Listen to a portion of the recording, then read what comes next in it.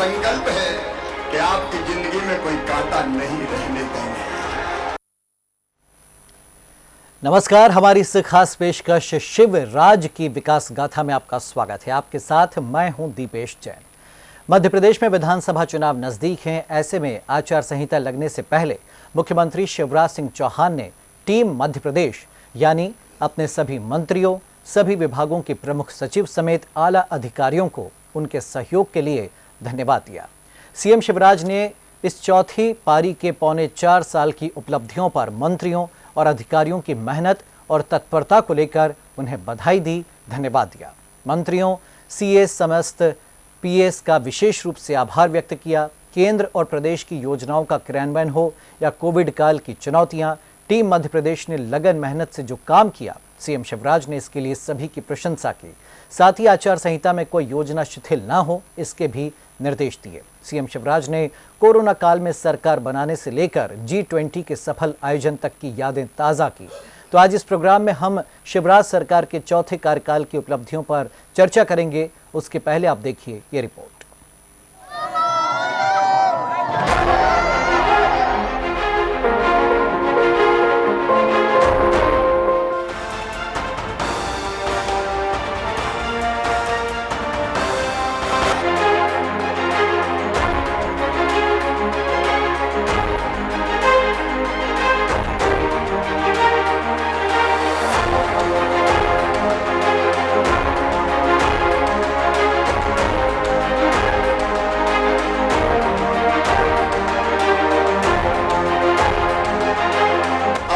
संकल्प है कि आपकी जिंदगी में कोई कांटा नहीं रहने देंगे।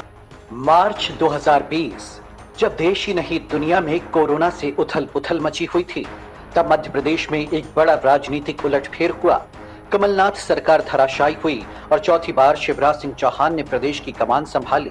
अकेले, बिना किसी मंत्री के, और जुट गए कोरोना से प्रदेश को बचाने में। फिर 5 साथियों के साथ कोरोना की पहली लहर से निपटी शिवराज सरकार ने इस चौथे कार्यकाल में कई कीर्तिमान स्थापित किए, कई नए इतिहास रचे, कई उपलब्धियां अपने नाम की, तो पूरे प्रदेश को विकसित से आत्मनिर्भर बनाने की दिशा में कदम उठाए। आज ये जिक्र इसलिए क्योंकि आचार संहिता लगने से पहले सीएम शिवराज ने अपनी टीम के उन सभी साथियों का दिल से आभार माना। मंत्री हों या अधिकारी, सीएम शिवराज ने उन सभी के सहयोग के लिए हृदय से धन्यवाद दिया, सभी की प्रशंसा की। तो शिवराज सरकार का चौथा कार्यकाल और पूरा रिकॉल हो गया, वो कह सकते हैं 2020 मार्च से लेकर और अभी तक का जो सफ़र रहा शिवराज सरकार का, जो बड़ी उपलब्धियां रहीं, तो उस पर हम चर्चा करेंगे। हमारे साथ तो खास मेहमान हैं, परिचय करवाते हैं भाजपा की ओर से आशीष तिवारी जी हमारे साथ में। आशीष जी, आपका स्वागत है। हमारे साथ में हमारे पॉलिटिकल एडिटर रवि अवस्थी जी, आपका भी स्वागत है। आशीष जी, पहला कमेंट आपसे चाहेंगे। चुनौतियों से सफ़र शुरू हुआ था और कई उपलब्धियां शिवराज सरकार के खाते में, लेकिन आज की जो बैठक हुई, जो धन्यवाद दिया गया, कोई विशेष मंतव्य, कोई मकसद विशेष?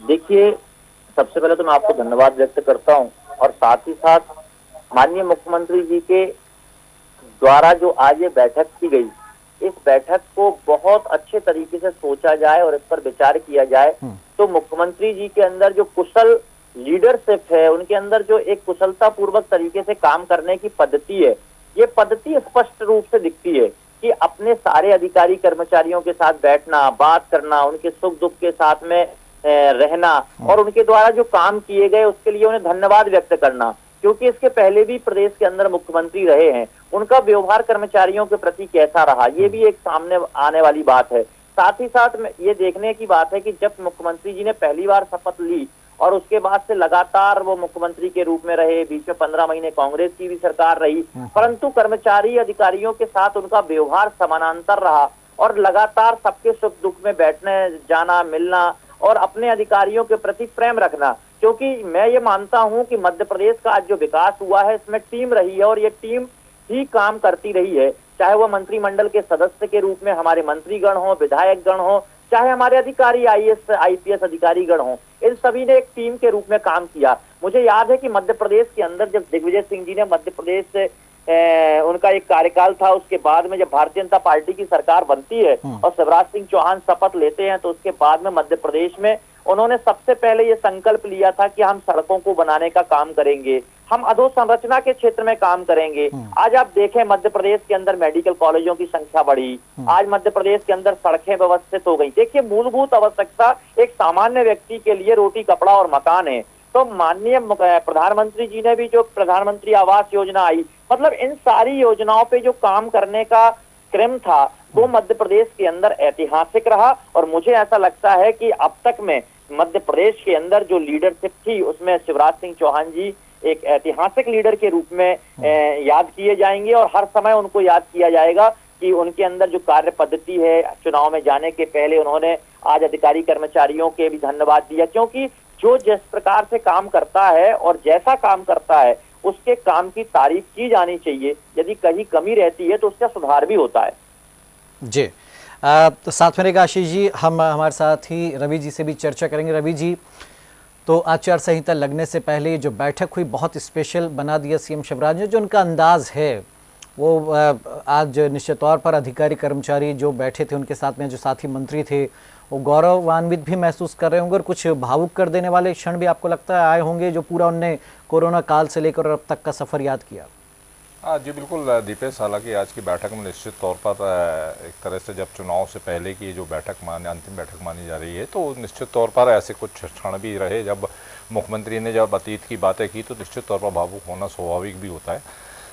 लेकिन दीपेश जी, अगर देखा जाए तो देखिए अब तक 35 मुख्यमंत्रियों की सरकार मध्य प्रदेश में रही है, और इनमें से 8 मुख्यमंत्रियों का कार्यकाल देखने का अवसर मुझे भी मिला है। मुख्यमंत्री शिवराज सिंह के 4 कार्यकाल में गिना नहीं जाए तो संख्या और बढ़ जाती है, लेकिन 8 मुख्यमंत्री यानी अर्जुन सिंह जी से लेकर और शिवराज सिंह तक, मेरे व्यक्तिगत मानना है कि न भूतो न भविष्यति प्रदेश को ऐसा मुखिया तो मिलने वाला नहीं है।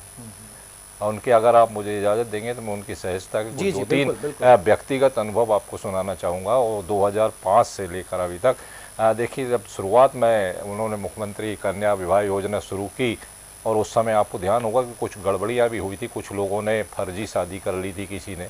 जब मैंने उनसे इस बात का जिक्र किया तो उनका कहना था कि देखो कार्रवाई तो मैं कर दूँगा, लेकिन उस गरीब के बारे में सोचो जिसने महज 5,000 रुपये के पीछे इतने अपने सामाजिक हंसी उड़वाई।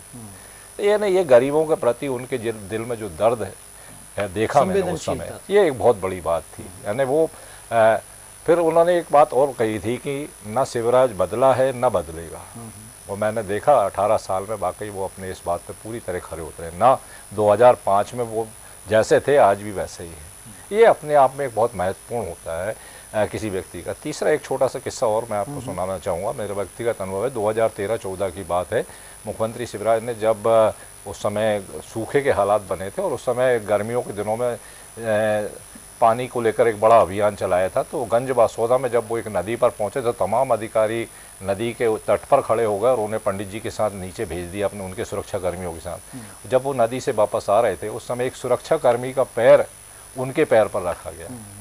मुख्यमंत्री का सैंडल उतरा, मुख्यमंत्री पीछे गए, 1-2 कदम पीछे गए, अपना सैंडल पहना और मुस्कुराते हुए आगे बढ़ गए। आप सोचिए इतनी सहजता किसी प्रदेश के मुखिया में हो सकती है क्या?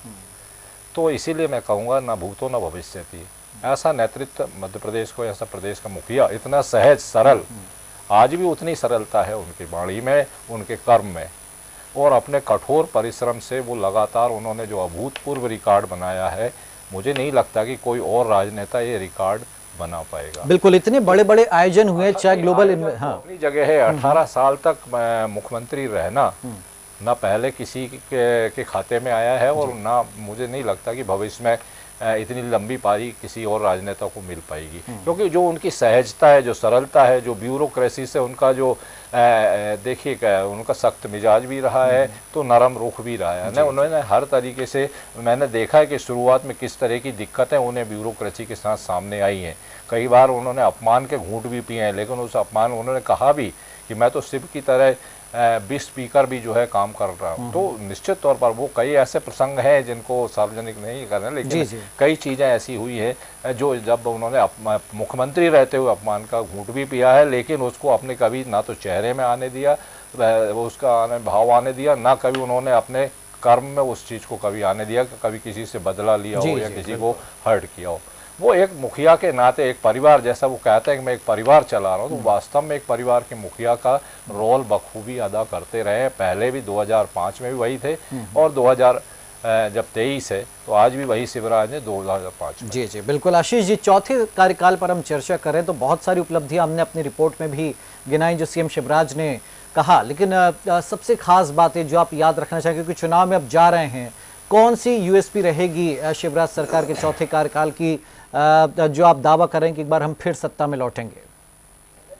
देखिए, मध्य प्रदेश के अंदर शिवराज जी ने जो विकास किया है वह विकास सामने दिखता है, क्योंकि विकास को भी परिभाषित दो तरीके से कर सकते हैं कि एक विकास ऐसा कि जिसमें राजनेताओं का विकास हुआ, उनके परिवारों का विकास हुआ, उनके रिश्तेदारों का विकास हुआ, एक ऐसी भी सरकारें रही हैं, और दूसरी ओर एक ऐसी सरकार जो जनता के लिए काम करती थी। आप देखें कि उन्होंने ऐसी योजनाएं बनाने का प्रयास किया हर समय जो सीधे जनता को लाभ दे सकें। आप देखेंगे कि जन्म के समय से, एक बच्चे का जन्म होता है तो उसकी माँ के गर्भ में आने के समय से ही उसकी माँ के भरण पोषण की चिंता की, बच्चा पैदा हो रहा है तो लड़की हो रही है तो उसकी चिंता की, लड़का हो रहा है तो उसकी चिंता की, स्कूल जाएगा तो साइकिल दे दी, साइकिल के बाद उसे किताबें दे दी, साथ ही साथ उसे स्कॉलरशिप भी दी। फिर उसके बाद आप देखें कि एक बच्चे के जीवन में कैसे परिवर्तन आएगा, वो कॉलेज में पढ़ेगा, कॉलेज में पढ़ने के लिए जो मेधावी छात्रों के लिए योजना तैयार की, आज वो बच्चे डॉक्टर बन रहे हैं, इंजीनियर बन रहे हैं,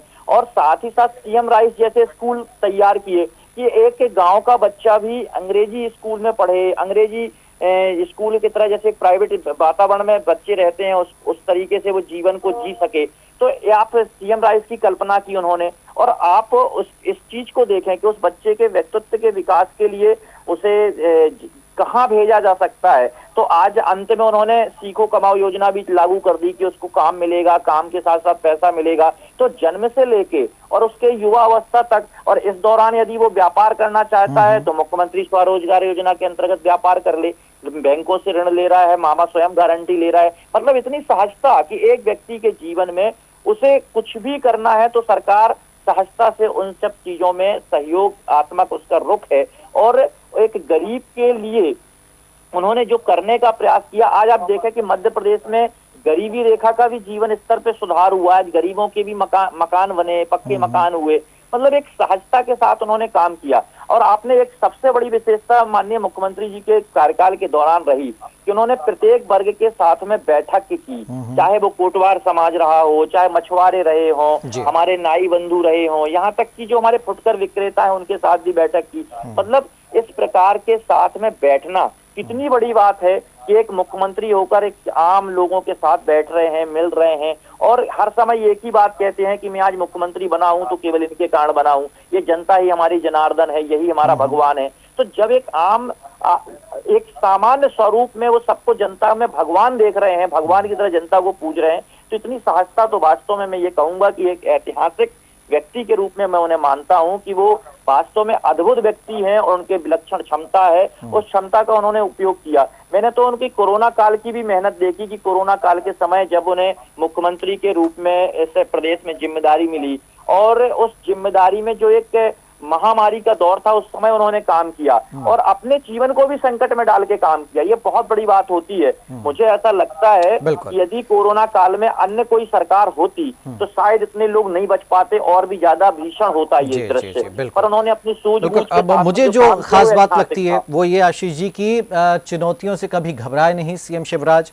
दूसरी बात, उन्होंने खुद अपने लिए कठिन टास्क चुने, चाहे वैक्सीनेशन महाअभियान हो या उसके बाद आप देखिए एक के बाद एक बैक टू बैक बड़े बड़े आयोजन पिछले साल हुए थे, जब ग्लोबल इन्वेस्टर्स इस साल हुए ग्लोबल इन्वेस्टर समिट से लेकर तो खेलो इंडिया और एनआरआई सम्मेलन हो या तमाम ऐसी चीज़ें या मेट्रो रेल परियोजना हो। मतलब भले ही बहुत दूरदर्शिता के साथ सीएम शिवराज ने काम किया कि प्रदेश को कैसे आत्मनिर्भर बनाना है। रवि जी, एक जो चीज़ बड़ी अच्छी लगी कि आचार संहिता लग रही, लेकिन उन्होंने अधिकारियों को जो संदेश दिया कि भाई कोई काम रुकना नहीं चाहिए आचार संहिता की वजह से, जो योजना है वो सुचारू रूप से, क्योंकि हमने देखा कई बार कि आचार संहिता लगती है और अधिकारी पहले हाथ पटक देते हैं, काम नहीं करते हैं, जो हो सकता है वो भी नहीं करते हैं। तो इसकी भी उन्होंने चिंता जाहिर की। रवि जी, देखो देखिए दीपेश जी, ये तो उनकी खासियत रही है और जो कठोर परिश्रम उन्होंने किया है वो उसी का नतीजा है कि आज प्रदेश इस मुकाम पर, इस विकास के इस मुकाम पर पहुंचा है। विकास विकसित राज्य बनने की दिशा में तेज़ी से इस मुहाने पर खड़ा हुआ है। उसकी वजह यही है। हमने 2000 के पहले का मध्य प्रदेश भी देखा है, 2000 के बाद का मध्य प्रदेश भी देखा है। ज़मीन आसमान का फ़र्क आ चुका है। अब भले ही कोई इस बात को माने या ना माने, लेकिन एक बात और है कि देखिए जो भारतीय जनता पार्टी के जो ध्येय वाक्य है अंत्योदय, पंडित दीनदयाल उपाध्याय ने जो एकात्मक का और जो अंत्योदय का जो संदेश दिया था, जो उन्होंने मूल मंत्र दिया था, मुझे लगता है कि शिवराज जी ने उसको पूरी तरह आत्मसात किया है। और आप देखिए जब हम उनके सुबह कार्यक्रम का ब्यौरा देखते हैं तो देखिए कि आज भी वो लगातार सुबह मतलब 9-10 बजे से लेकर देर रात तक निरंतरता, और ये पौधरोपण से लेके, और आप देखिए कि रात्रि, हालांकि जब कई मुलाकात या तमाम चीज़ें तो सार्वजनिक नहीं होती है, लेकिन जो उनका जो कार्यक्रम है वो कभी भी ऐसा नहीं होता कि मुख्यमंत्री ने अपने लिए पूरा दिन फ्री रखा हो, या कहीं वो 2 साल में 2-4 बार जरूर वो अपने परिवार के साथ देते हैं। लेकिन आप देखिए कठोर परिश्रम, एक दिन में 8-8, 10-10 सभाएं करना, एक जगह से पूरा मध्य प्रदेश माप लेना, एक एक गाँव, एक एक शहर उनका नापा हुआ है। तो स्वाभाविक तौर पर आप देखिए कि ये उनकी लोकप्रियता की सबसे बड़ी वजह है।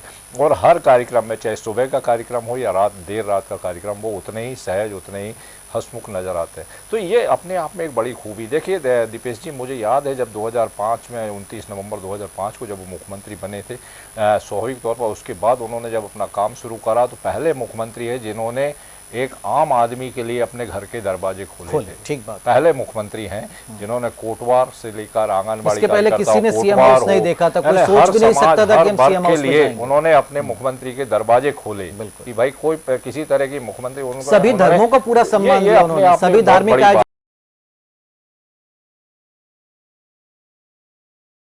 नहीं है कि आज वो उतना वो मैंने कहा ना कि जो 2005 में थे आज भी वही शिवराज है, और मुझे लगता है कि वो आगे भी यही रहेंगे। उन्होंने मध्य प्रदेश की जो राजनीति है, मैं तो कहूँगा कि उसकी दशा और दिशा, यानी भावी पीढ़ी को एक बड़ा संदेश उन्होंने अपनी राजनीति से दिया है कि अगर आप सक्रिय है, अगर आप जनता से सीधा जुड़ाव रखते हैं तो आपकी राजनीति चमकेगी, तो आपका भविष्य चमकेगा। एक लीडर कैसा होना चाहिए, लीडर को कैसा होना चाहिए, ये शिवराज सिंह ने बिल्कुल साबित करा है। और मुझे लगता है कि भावी पीढ़ी के जो कार्यकर्ता हैं, उन्हें चाहे वो किसी भी दल के हों, उन्हें ये सीखना पड़ेगा कि आप अगर सक्रिय हैं तभी आप नेतृत्व कर पाएंगे, अन्यथा आप अगर एसी कक्ष से अगर नेतृत्व करना चाहें तो मुझे नहीं लगता कि वो उतने सफल हो पाएंगे। तो ये एक राजनीति की दशा और दिशा दोनों का परिवर्तन करना एक अपने आप में काफी महत्वपूर्ण है। बतौर प्रदेश के मुखिया तो उन्होंने प्रदेश की जनता के लिए काम किया ही, लेकिन एक राजनीति में जो एक नया एक रिश्ता जोड़ा उन्होंने कि बहनों का भाई हूँ, भांजियों का, महिलाओं से, बच्चों से जो उन्होंने रिश्ता जोड़ा, जो आत्मीय लगाव। आज जब भी मुख्यमंत्री कहीं जाते हैं तो बच्चे मामा मामा कहकर जब पुकारते हैं तो निश्चित तौर पर आप सोचिए वो दृश्य वाकई में तभी किसी व्यक्ति को मिल सकता है जब उसका आत्मीय लगाव एक दूसरे के प्रति हो। तो ये चीज़ें बताती है कि शिवराज सिंह की जो कार्यशैली है वो कितना, आज भी 63-64 साल की शायद उम्र है उनकी, और लेकिन आज भी वो उतने ही सक्रिय जितना एक युवा राजनेता सक्रिय हुआ करता है। तो ये अपने आप में कहीं एक बहुत बड़ी बात है दीपेश जी, उनकी खासियत। बिल्कुल। तो हर वर्ग की चिंता करते हुए शिवराज सरकार ने चौथे कार्यकाल में वाकई कई उपलब्धियां अपने नाम की हैं, प्रदेश का नाम रोशन किया, विकसित किया। आप जो कभी सपना हुआ करता था किसी वर्ग के लिए, प्रदेश के लिए, वो सब सपने पूरे कर दिखाएं। और वो कहते हैं ना आसमान से तारे तोड़ने वाली बात, तो वो भी कह सकते हैं सीएम शिवराज ने। और निश्चित तौर पर उनकी जो पूरी टीम थी, चाहे मंत्री हों चाहे अधिकारी हों, सबको साथ में लेकर सामंजस्य, समन्वय, तालमेल बैठा करके, बाहर से भी आए उनको भी साथ लेकर के चले। और ये कर पाना हर किसी के लिए संभव नहीं होता कि आप 24 में से 20-20 घंटे काम करें, लेकिन पीएम मोदी और सीएम शिवराज ये ऐसी जोड़ी है जिसने वाकई मध्य प्रदेश में कई कीर्तिमान स्थापित किए। बहुत शुक्रिया आपका आशीष जी, शुक्रिया रवि जी आपका हमारे साथ इस चर्चा में जुड़ने के लिए। तो शिवराज की विकास गाथा और आचार संहिता लगने के पहले सीएम शिवराज ने जिस अंदाज में अपने अधिकारियों को, मंत्रियों को धन्यवाद दिया, आभार प्रकट किया, वाकई ये कह सकते हैं कि एक श्रेष्ठ लीडर की निशानी होती है, जो अहम से, घमंड से कोसों दूर हैं, जो विनम्रता की मूर्ति हैं और जिन्होंने बताया कि झुकने में कोई शर्म नहीं होना चाहिए, क्योंकि अकड़ना तो मुर्दों की पहचान होती है। और इसीलिए सीएम शिवराज वो हैं जो एक कदम पीछे हटकर 2 कदम आगे की छलांग लगाते हैं, और निश्चित तौर पर भाजपा को उन पर इसीलिए गर्व भी है। हमारे इस खास पेशकश में इतना ही। आप देखते रहिए DNN न्यूज़। नमस्कार।